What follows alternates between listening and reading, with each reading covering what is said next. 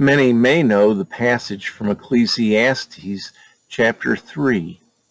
You may even know the 60s song by the Byrds based on it. Turn, turn, turn.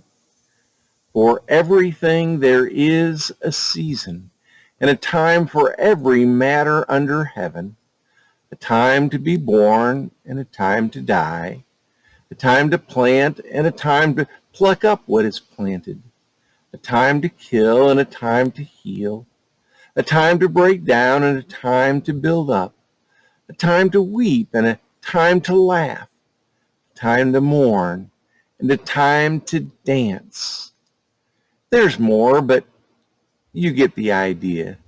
Things run their course. Time brings new things. What you may not know is another powerful passage from Ecclesiastes chapter 7, verse 8. Better is the end of a thing than its beginning.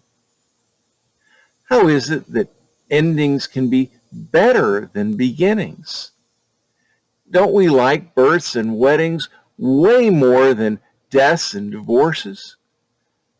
There is joy in beginnings and grief in endings. Better is the end of a thing than its beginning. Is the passage telling us that beginnings are uncertain while endings allow us to see the whole and bless it all?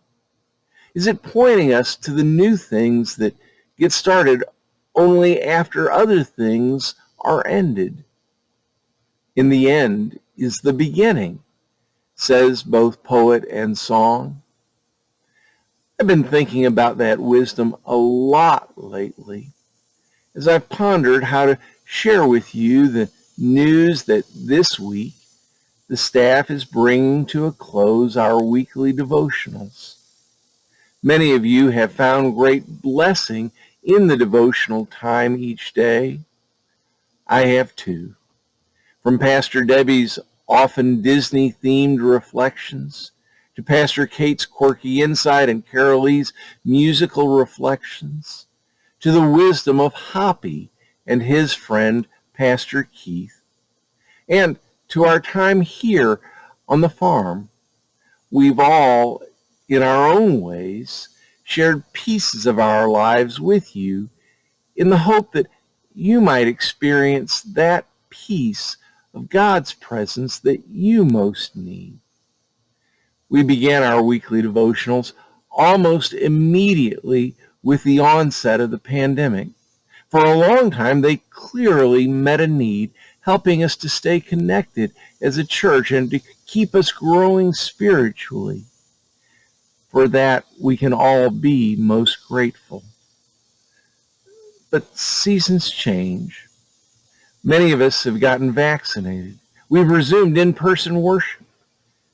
Now we find that viewership during the week of our devotionals has declined significantly. The staff whose idea it was to begin the devotionals believe it's time to turn our focus and energies elsewhere. With the time that it takes to develop and record the videos, with gearing our programming back up with the demands of our upcoming capital campaign, and as we move into the fall with its regularly kinds of seasons and cycles, we believe that our resources are best directed elsewhere. If you're among the many who have found blessing in these devotional times, please give God thanks, and feel free to let individual staff members know too. An attaboy is always welcomed.